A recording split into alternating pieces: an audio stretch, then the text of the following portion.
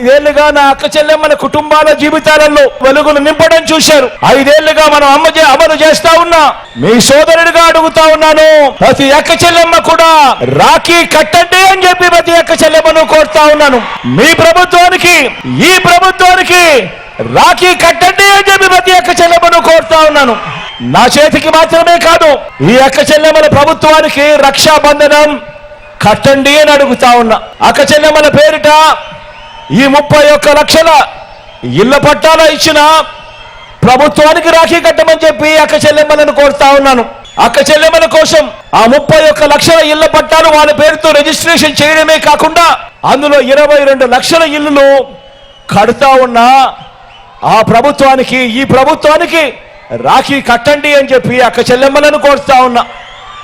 ఒక దిశ యాప్ ద్వారా దాదాపుగా 39,000 మంది అక్క చెల్లెమ్మలను ఆపదలో ఉంటే ఆ దిశ యాప్లో వాళ్ళ ఫోన్లో వాళ్ళు SOS బటన్ నొక్కడం ద్వారానో లేదా ఫోన్ షేక్ చేయడం ద్వారానో దాదాపుగా 39,000 మంది అక్క చెల్లెమ్మలకు రక్షణ కల్పించిన, భద్రత ఇచ్చిన, ఆ ఫోన్లో ఆ దిశ యాప్ తీసుకొచ్చిన ఆ ప్రభుత్వానికి రక్షాబంధన కట్టమని చెప్పి ప్రతి అక్క చెల్లెమ్మను కోరుతా ఉన్నా.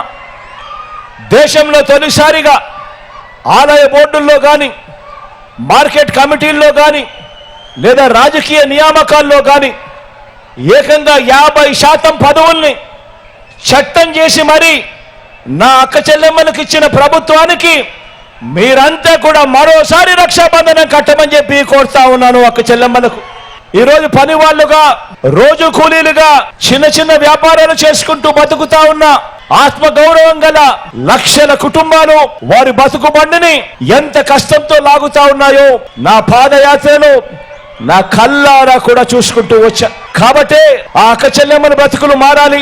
ఆ అక్క చెల్లెమ్మలు బాగుంటేనే ఆ కుటుంబాలు బాగుంటాయి. ఆ అక్క చెల్లెమ్మల ముఖాలలో సంతోషం కనిపిస్తేనే ఆ కుటుంబాలు సంతోషంగా ఉంటాయని, కాబట్టి అక్క చెల్లెమ్మల శ్రమకు ఆ అక్క చెల్లెమ్మల కష్టానికి ఖరీదు కట్టే షరాబు లేదు. కాబట్టి వారి కుటుంబాలు సంతోషంగా ఉండాలంటే ఏం చెయ్యాలి అని చెప్పి 58 నెలల నా పాలనలో ప్రతి అడుగు కూడా అదే ఆలోచనతోనే అడుగులు ముందుకు వేశాం. మరి ఇదే చంద్రబాబు, ఇదే దత్తపుత్రుడు, ఇదే మోడీ గారి ఫోటో పెట్టుకొని 2014లో ఇంటింటికి పంపించిన ఈ పాంఫ్లెట్లో ముఖ్యమైన హామీలు అంటూ తాను చెప్పిన ఈ పాంఫ్లెట్లో కనీసం ఇందులో ఒక్కటంటే ఒక్కటైనా చేశాడా అని అడుగుతా ఉన్నా.